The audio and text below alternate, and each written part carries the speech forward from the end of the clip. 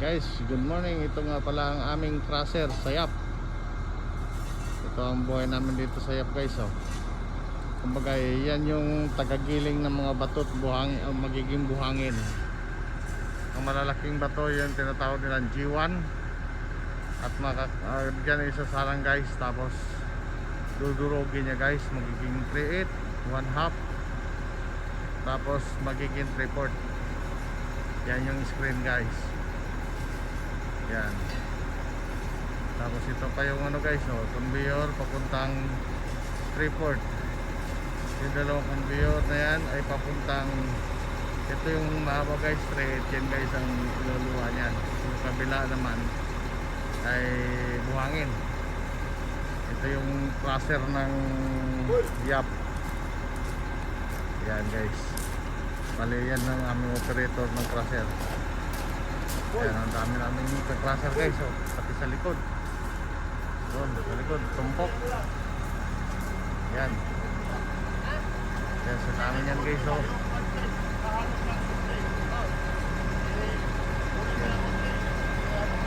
Yan, guys, itong piloder, guys, siya magsusubo ng gigilingin. Tapos handok siya doon, guys. Tapos idadali niya dito sa crusher para gigilingin. Isusubo niya doon sa kabila sa likod para dudurugin, magiging buhangin at saka 3/8. Yan. So, guys, ito yung paghahanda namin sa airport. Pero may ready kasi kami sa airport, guys. Nilawasin niya. Ayan, dami yun, guys. Ito yung aming barge 5 at saka barge 4. Guys, ang loob dami. Yan sa likod,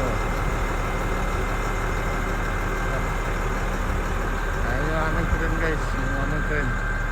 Siya naman yung tagabigay ng simento doon sa dispenser.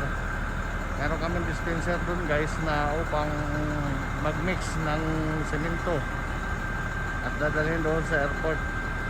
Kasi mayroon kaming guys, meron kaming ito yung Skytrack. Meron kaming project, guys, na siya, guys, yung yan yung aming aming dispenser. Yan magmi-mix. Yung dalawang container yan, guys, yan yung mga darasin, mga chemicals panghalo sa semento.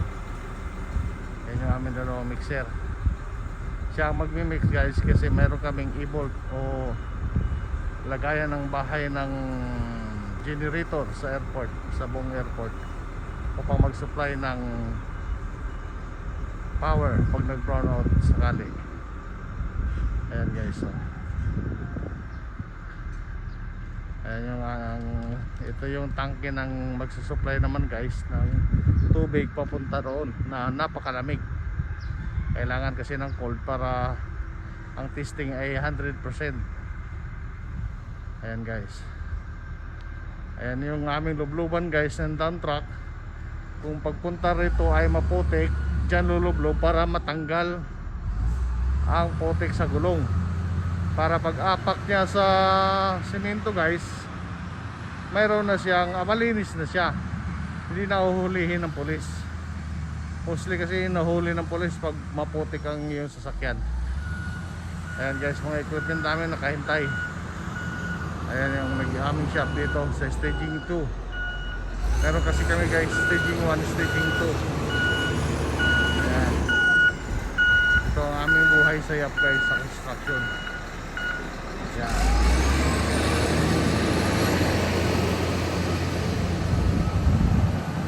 Ang kagandahan lang dito, guys, masarap ang buhay, kaso lang malungkot lang, malayo talaga sa pamilya.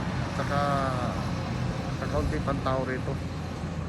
Hindi tulad ng ibang lugar na masaya at maganda, maraming mapupuntahan. Dito wala, trabaho bahay ka lang. Yan, guys. Ayan.